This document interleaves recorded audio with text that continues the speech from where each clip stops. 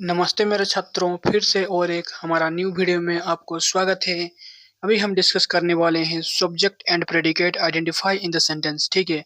जो हमारा सेंटेंस होता है, उस सेंटेंस में से जो हमारा सब्जेक्ट एंड प्रेडिकेट होता है, उसको हम पहचानने वाले हैं, ठीक है?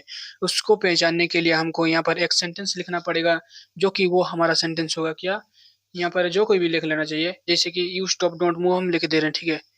यू स्टॉप डोंट मूव, ठीक है? यहाँ पर हम लिख दिए हैं यू स्टॉप डोंट मूव। तो यहाँ पर क्या हो गया है, ये हमारा एक सेंटेंस बन गया है, ठीक है? यहाँ पर हमारा एक सेंटेंस बन गया है। यहाँ पर हम कैसे पहचानेंगे ये सब्जेक्ट है या प्रेडिकेट? तो हमें पहचानने के लिए जो हमारा फर्स्ट यू वर्ड आ रही है, यू वर्ड को हम बोल सकते हैं सब्जेक्ट। जो हमारा सेकेंड वर्ड आ रही है स्टॉप डोंट मूव, ये हमारा प्रेडिकेट, ठीक है? ये हमारा हो गया है ओनली यू वर्ड्स, ठीक है? Only you words. You word को हम बोल सकते हैं subject and stop don't move को हम बोल सकते हैं प्रेडिकेट। सब्जेक्ट एंड प्रेडिकेट, ठीक है? जो हमारा यू वर्ड था, यू था जो हमारा वाई ओ यू, इसको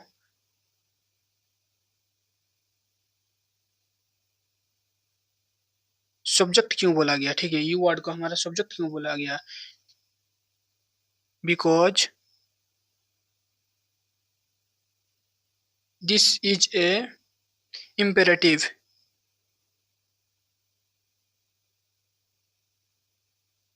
ठीक है? ये जो हमारे यू वर्ड को क्यों सब्जेक्ट बोला गया? क्योंकि यू वर्ड जो हमारा है, ये एक इम्पेरेटिव वर्ड है, इसीलिए हम इसको सब्जेक्ट में बोला जाता है, ठीक है? सब्जेक्ट में बोला जाता है। जैसे कि इम्पेरेटिव यहाँ पर लिखा हुआ है।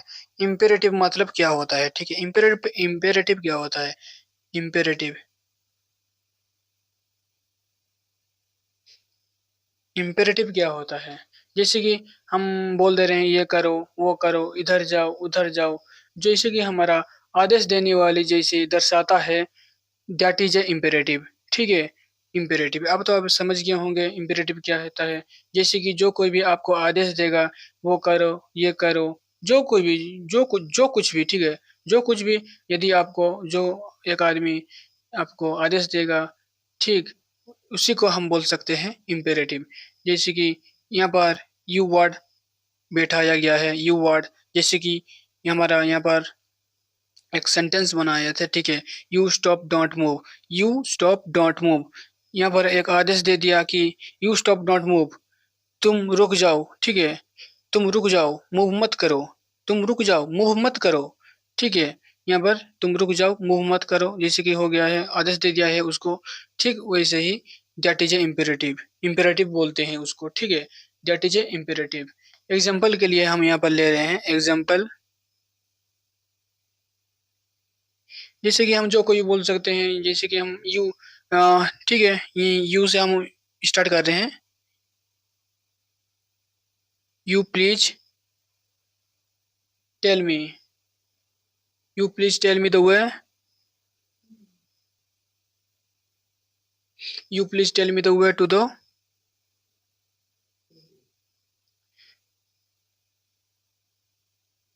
सैनिक स्कूल, ठीक है? जैसे कि हम एक एग्जांपल ले लिए हैं, उदाहरण, जैसे कि you please tell me, okay, you please tell me the way to the Sainikpur. ठीक वैसे ही हमारा एक एग्जांपल यहाँ पर ले गए हैं। तो जैसे कि ये हमारा जाएगा सेंटेंस में, ठीक है? ये हमारा एक सेंटेंस बन गया है अभी। सेंटेंस, यहाँ पर हमारा सब्जेक्ट और प्रेडिकेट कौन सा होगा? जो यहाँ पर यू वर्ड हो, यू वर्ड है, इसको हम बोल सकते हैं सब्जेक्ट, क्योंकि ये दर्शाता है आगे को, ठीक है? इसलिए ये सब्जेक्ट है। प्रेडिकेट है जो हमारा please tell me the way to the Sainik school, ये हमारा प्रेडिकेट में गया है, ठीक है? आई होप अब समझ में आ गया होगा कि सब्जेक्ट एंड प्रेडिकेट कहाँ, ओनली प्रेडिकेट नहीं बताए हैं, ओनली सब्जेक्ट, यहाँ पर सब्जेक्ट बताए हैं, ठीक है? आई होप आपको समझ में आ गया है कि सब्जेक्ट कहाँ पर और किसको बोलते हैं, ठीक है? अभी हम अंडरस्टैंडिंग करेंगे प्रेडिकेट के बारे में, ठीक है? Predicate,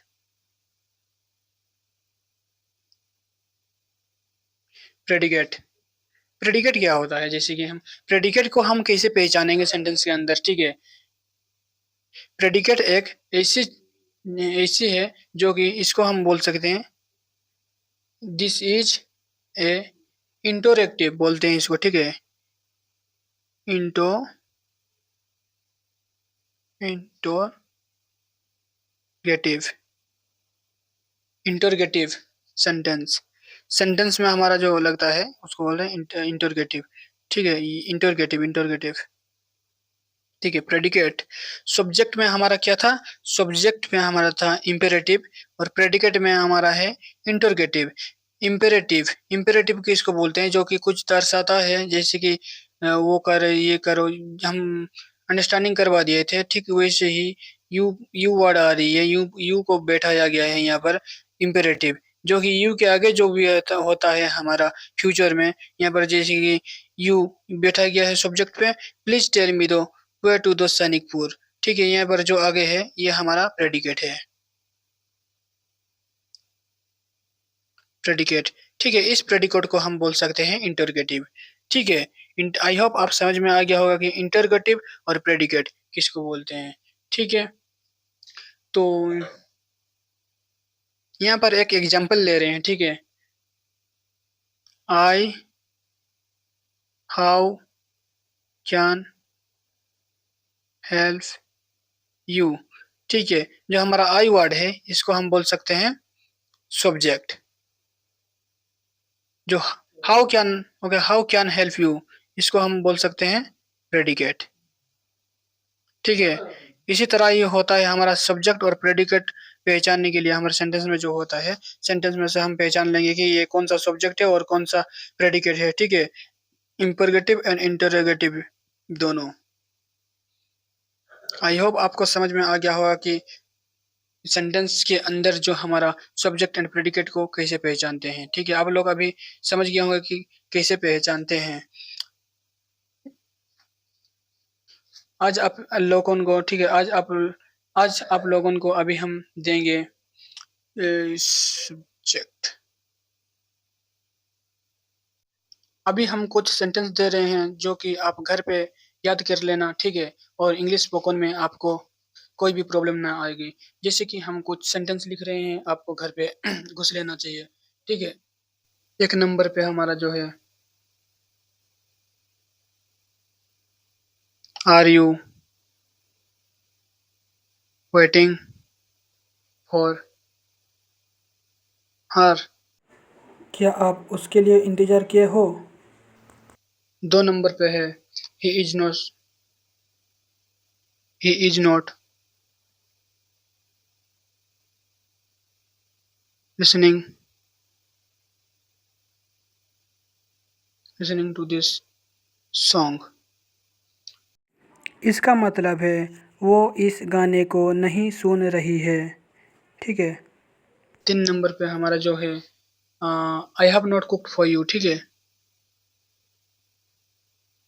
I have not cooked for you. इसका मतलब है मैंने तुम्हारे लिए रसोई नहीं किया हूँ, ठीक है। तो चलो 4 नंबर पे, he is a tall boy. इसका मतलब है वो एक लंबाई लड़का है। 5 नंबर पे है,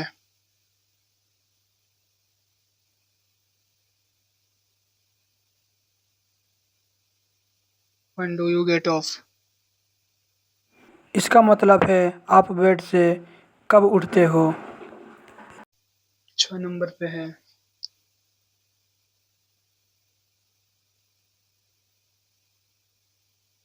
all that glitters is not gold. यहाँ पर बोला गया है सब चकाचक करने वाला गोल्ड नहीं होता है, ठीक है। गोल्ड का मतलब है सोना, सोना नहीं होता है। 7 नंबर पे है, अनिमा इज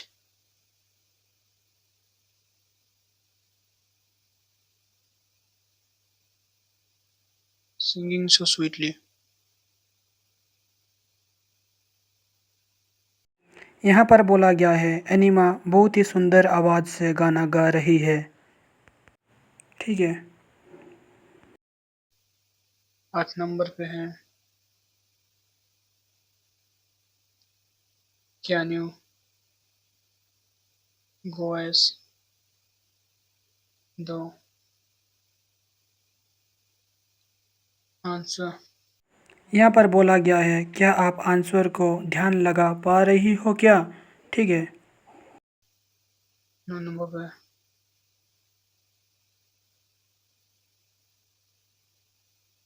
ब्लू काट दो सॉन। ठीक है। यहाँ पर बोला गया है सूर्य की तरफ देखो। Thanks for watching this video.